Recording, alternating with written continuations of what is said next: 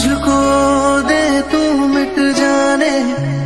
তারপর বলেন আপনার এক্সামের প্রিপারেশন কেমন? প্রিপারেশন তো ভালোই। আচ্ছা তুমি টপার হও না কেন? তাইলেই তো আমি একটু প্রাউড ফিল করতে পারি। তা না গিয়া বসবা ব্যাক বেঞ্চে। যারা ব্যাক বেঞ্চে বসে না ওরা একটা জিনিয়াস হয়। ক্লাসে তো শুধুমাত্র সিলেবাস কভার, ব্যাক বেঞ্চার্সরা পুরো ইউনিভার্স কভার করে। পৃথিবীতে যত বড় বড় জিনিয়াস আছে না সবগুলাই ব্যাক বেঞ্চার্স। হইছে আমার জিনিয়াস আসছে। এই নাও এখানে আমি খুঁজে খুঁজে সব ইম্পর্টেন্ট টপিকস মিলাইয়া নোটটা বানাইছি। পারলে একটু পড়ো এবার একটু মনোযোগ দিয়া পড়া আমার কষ্টটা সার্থক কইরান। আসি।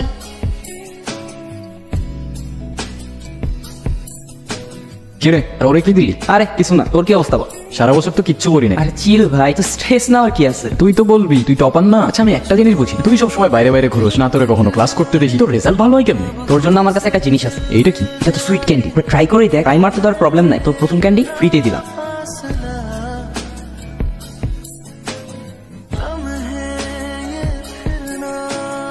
কেমন হয়েছে?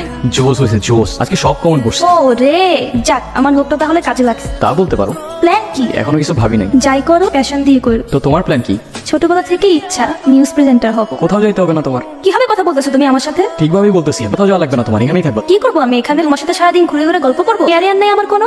এতদিন তো কোনো সমস্যা হয় না। তোমার সমস্যা কি জানো? তুমি আসলে একটা ইউজলেস। নিজেও কিছু করবা না, অন্যেরও করতে দিবা না। এই নাওয়েল, কি রে কি হইছে? কিছু হয় নাই। কিছু তো একটা হইছে, বল আমারে। সেই ছোটবেলা থেকে চিনি ওর। আজকে লাইফে প্রথমবারের মতো ওর সাথে আমার ঝগড়া হয়েছে। আমি তো ওরে আমার কাছে রাখার জন্য বলছি যাওয়ার দরকার নেই, আবার বলে আমি নাকি ইউজলেস। বুঝছি, নিবি নাকি একটা?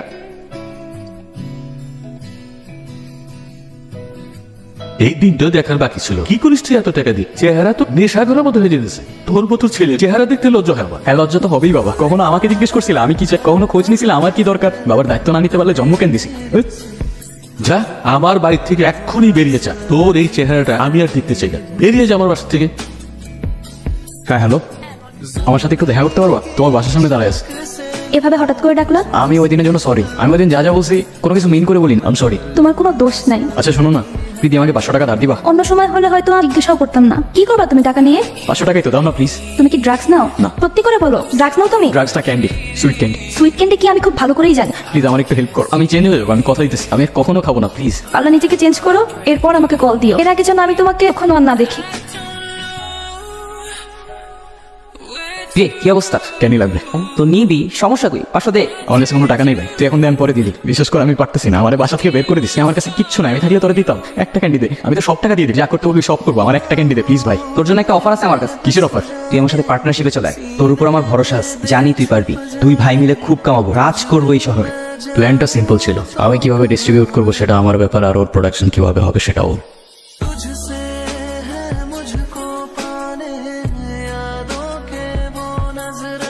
খাও এখনো? আরে না। সত্যি? হ্যাঁ। যাক বাবা, আমি তো ওইদিন ভয়ে পেয়ে গেছিলাম। কি করতেছো এখন? একটা বিজনেস স্টার্ট করছি। কিসের বিজনেস? বড় কিছু হোক তারপর তোমার বলবো। যা করে একটু বুঝে শুনে কইরো কেমন? আমি তো আর রাখতেছি না। মনে রাখো আমাকে, বলো না আবার। আমি তোমাকে প্রতিদিন টেক্সট করব, সাবধানে থাইকো। আচ্ছা। প্রীতি শহরের বাইরে চলে যাওয়ায় ঝামেলা কমে যায়।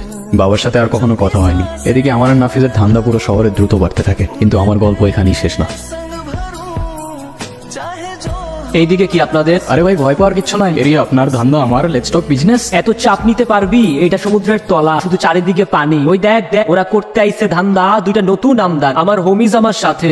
আমি তোর পথের কাটা, এখানে ডিল করতে আসছোস। মাসে কত কামাস কাকা? ব্রো বাংলায় আমার ধান্দা চলে, আমরা নতুন আমদানি। ভাই চোখ খুলা দেখ, আমরা সলিড খান। এতে কোন ঝাটের মাল, তুই কোন ঘাটের পানি? আমার 100টাই খাতাম, তোরে পরাবো জামদানি। তোর হোমিজ আমার পাঙ্খা, আমার গানে নেয় ফিল। ব্রো মাইন্ড করিস না, ক্যান্ডি খাচ্ছি। আমার পথের যত কাটা আমার শুটার করে কিল, আমি খালি পকেট নিয়ে আমার মিলিয়নের deal. You know what I am saying পেজ। চল তাইলে ফ্যাক্টরির দিকে যাই। আজকে প্রীতি ফাইনালি আবার ব্যাক করতে, দেখা তো করতে হবে না ভাই। তুই এটা আমার আগে বলবি না? আরে আমিও আজকে সকালেই জানি। আচ্ছা আমি যাই তাহলে। ঠিক আছে যা। আচ্ছা তোমার জন্য হ্যাঁ। এতদিন ওয়েট করাইলা না, কোনো কল? 1 সপ্তাহ বাদে একটা মেসেজের রিপ্লাই। কাজে প্রচুর চাপ ছিল। 2টা বছর প্রত্যেকটা দিন অপেক্ষা করছি তোমার জন্য। বাবার শরীরটা ভালো না। আর আপাতত কাজ কি অফ? 2 মাসের জন্য এখানে একটা নিউজ চ্যানেলে শিফট হই। কোনো কিছুতে হেল্প লাগলে আমার জানাও কিন্তু। তা তো অবশ্যই জানাবো। তুমি তো দেখি পুরো চেঞ্জ। মানুষ তো একই আছে, হয়তো তুমি ভুলে গেছো। তুমি আগে থেকেই জানতাম আমি আমার জন্য পারফেক্ট না। তোমাকে জানানোর প্রয়োজন ছিল, তবুও জানাচ্ছি। আমি আমার এক কলেজের সাথে খুব ডিসেন্ট একটা রিলেশনশিপে আছি, আর আমরা খুব তাড়াতাড়ি বিয়েও করতে যাচ্ছি। এই জন্য এত কাহিনী। ডিরেক্ট বলতা না, যাইতে দিতাম। এত হার্ট করার দরকার ছিল না। ঠিক আছে আমি বোকা। গাধার মতো ওয়েট করে গেছি অলওয়েজ। আমি কি তোমাকে কখনো ভালোবাসি বলছিলাম? আমার আর এই ফেক ইমোশনস গুলো দেখাও না। ভুল করতেছো তুমি। হ্যাঁ, ভুল তো করে ফেলছি প্রীতি, মানুষ চিনতে।